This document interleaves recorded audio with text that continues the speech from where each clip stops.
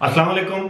अबरार रशीद आपकी खिदमत में हाजिर है और मेरी आपसे रिक्वेस्ट है कि अगर अभी तक आपने मेरे चैनल को सब्सक्राइब नहीं किया इसे सब्सक्राइब कर लें और जो बेल आइकन है अपडेट्स के लिए उसको ज़रूर क्लिक करें। आपका बहुत बहुत शुक्रिया। यूएई से एक अच्छी खबर ये सामने आ रही है कि अब यूएई में होटल और रेस्टोरेंट इंडस्ट्री जो है वो दिन दुगनी रात चुगनी तरक्की करेगी, यानी इनके कारोबार में इजाफा होगा। इसकी बड़ी वजह किस बात को करार दिया जा रहा है वो मैं आपके साथ शेयर करूंगा, लेकिन सबसे पहले एक थोड़ी सी बुरी खबर है कुवैत के हवाले से। मैं अक्सर आपको बताता हूं कि कुवैत में जो गैर मुल्की हैं, जिनमें पाकिस्तानी, इंडियन, बांग्लादेशी और दीगर साउथ एशिया समेत दुनिया के मुख्तलिफ ममालिक के लोग शामिल हैं।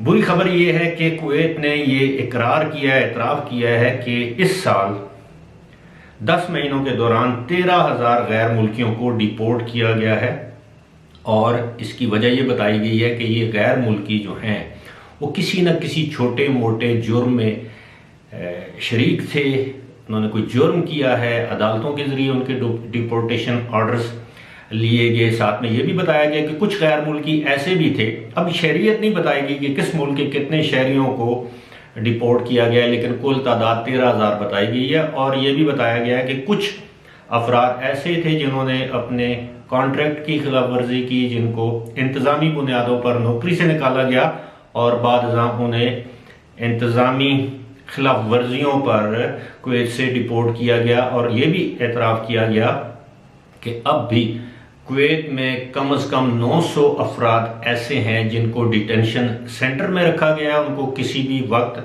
डिपोर्ट या कुवैत से बेदखल कर दिया जाएगा। मैं आपको मुतअद्दिद मरतबा कह चुका हूँ कि कुवैत में हर आने वाला दिन उन गैर मुल्कियों के लिए अच्छा दिन साबित नहीं होगा जो कि अच्छी पोस्टों पर, असामियों पर तैनात हैं, एग्जीक्यूटिव लेवल पर, मैनेजरियल लेवल पर या सुपरवाइजरी रोल जिनका है, या जो गवर्नमेंट के डिपार्टमेंट्स में, म्यूनसिपैलिटी में जॉब करते हैं, उन लोगों के लिए अच्छे दिन नहीं हैं। क्योंकि अब कुवैत ने कानून साजी कर ली है कि वो इन पोस्टों पर, इन असामियों पर सबसे पहले कुवैती शहरियों को भर्ती करेंगे और उसके बाद गैर मुल्कियों के बारे में सोचा जाएगा। याद रहे कि कुवैत की कुल आबादी जो है वो 48 लाख के करीब है, जिनमें से 34 लाख जो हैं अफराद वो गैर मुल्की हैं।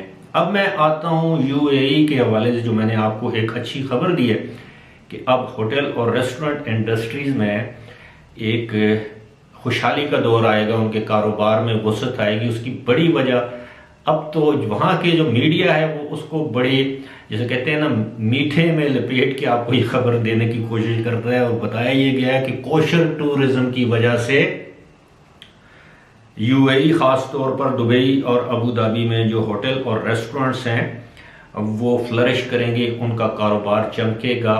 अब मैं आपको बताऊंगा कि कोशर टूरिज्म का मतलब ये है कि दर हकीकत यहूदी लोग, इसराइली लोगों का यूएई में आना।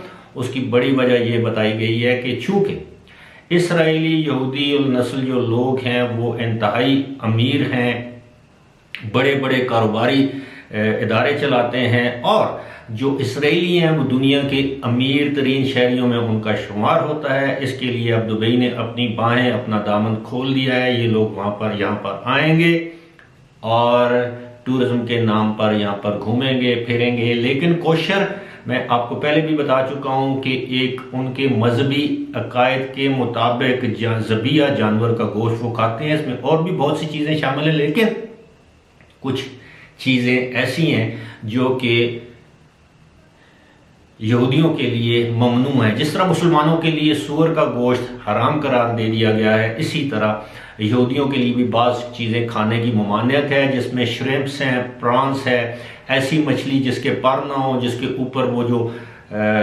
होते हैं फिन्स भी कहते हैं उनको, जो पर होते हैं मछली के, और उसके ऊपर जो मछली के ऊपर जो उसके जिस्म पर जो चीज़ें लगी होती हैं, मेरे जहन में उसका नाम नहीं आ रहा, पर जिस मछली की चमड़ी या स्किन परों के बगैर हो वो मछली वो नहीं खा सकते। श्रिम्प्स, प्रॉन्स, ऑयस्टर, लॉबस्टर और मसल्स, ये जो सीप के अंदर जो चीज़ें होती हैं ये वो नहीं खा सकते।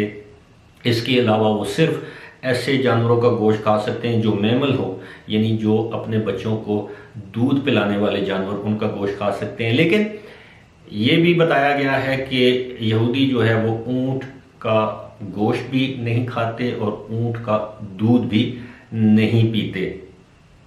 अब ये सारी सूरत हाल के पेश नज़र अब यूएई में कोशर शॉप्स, यानी इस तरह का गोश्त फरोख्त करने वाली जो शॉप्स हैं, उनको लाइसेंस भी फ्री दिए जा रहे हैं, फ्री सर्टिफिकेशन हो रही है। मुतअद्दिद ऐसी दुकानें खुल गई हैं जहाँ पर कोशर मीट अवेलेबल होगा। जिस तरह हमारा हलाल गोश्त होता है, हलाल मीट होता है, इस तरह यहूदियों के लिए अब कोशर मीट अवेलेबल होगा। साथ ही साथ मुख्तलिफ होटलों के रेस्टोरेंट्स में भी अब डाइन इन और रूम के अंदर जो सर्विस होती है उसमें भी इनके लिए मखसूस खाने या कोशर खाने जो हैं वो मुतारफ करवाए जा रहे हैं। और उसकी बड़ी वजह यह है कि तवक्को ये की जा रही है कि जो ही पेंडेमिक की सूरत हाल, यानी कोरोना वायरस की सूरत हाल इसराइल और यूएई में बेहतर होगी, हफ्तावार 28 परवाजें चलाई जाएंगी, यानी 28 परवाजें इसराइल से यूएई आएंगी और 28 परवाजें यूएई से इसराइल जाएंगी। और हफ्ते में 28 परवाजें काफ़ी बड़ी तादाद है। और इन 28 परवाजों में जाहिर है यूएई के रेजिडेंट इसराइल जाएंगे, इसराइल के रेजिडेंट्स यूएई आएंगे, टूरिज्म बढ़ेगा, होटलों के कमरों की डिमांड बढ़ेगी, रेस्टोरेंट्स में रश होगा और यकीनी तौर पर होटल इंडस्ट्री जो इस वक्त एक किस्म की बहरानी कैफियत से दो चार है, वो इस बहरानी कैफियत से निकल कर एक मुनाफा बख्श कारोबार बन जाएगी। लेकिन इसके साथ साथ ये भी इस चीज़ के खदशे का भी इजहार किया जा रहा है कि अगर ये एकदम तमाम फ्लाइट्स को खोल दिया गया, एकदम आमदोरफ्त शुरू हो गई, तो ऐसा ना हो कि यहाँ पर कोविड-19 के केसेस की वबा दोबारा फैल जाए। मैं आपको ये भी बताता चलूँ कि इस वक्त इसराइल दुनिया के उन ममालिक में शामिल है जहाँ पर वबा के केसेस में बहुत ज़्यादा बड़ी तेज़ी से इजाफा हो रहा है, वहाँ पर अमवात में भी इजाफा हो रहा है। लिहाजा दोनों तरफ से एक किस्म का जिसे कहते हैं कि सब्र का मुजाहरा किया जा रहा है कि जल्दबाजी ना की जाए, कि ऐसा ना हो कि दोनों ममालिक में कोरोना वायरस की वबा से मरीज़ों, जो वबा है उसके मरीज़ों में इजाफा होता जाए। एक चीज़ शायद मैं पहले भी आपसे जिक्र कर चुका हूँ कि दोनों ममालिक ने आपस में एक मुआहदा कर लिया है कि 90 दिन के लिए यूएई के रेजिडेंट्स ने यूएई के सिटीजन्स को, यानी अमाराती शहरियों को इसराइल के वीज़े की ज़रूरत नहीं है 90 दिन के लिए, और इसराइल के जो शहरी हैं, वहाँ के जो सिटीजन्स हैं, उनको यूएई में आने के लिए 90 दिन तक रहने के लिए वीज़े की ज़रूरत नहीं है। अगर इससे ज़्यादा दोनों मुल्कों का कोई भी शहरी दूसरे मुल्क में क़याम करना चाहे तो उसको वीज़े के लिए अप्लाई करना पड़ेगा या एक्सटेंशन के लिए अप्लाई करना पड़ेगा। लेकिन 90 दिन के लिए अमाराती इसराइल में क़याम कर सकते हैं बग़ैर वीज़े के, और इसराइली अमारात में क़याम कर सकते हैं बग़ैर वीज़े के। इसी के साथ मुझे दीजिए इजाज़त। खुदा हाफिज़।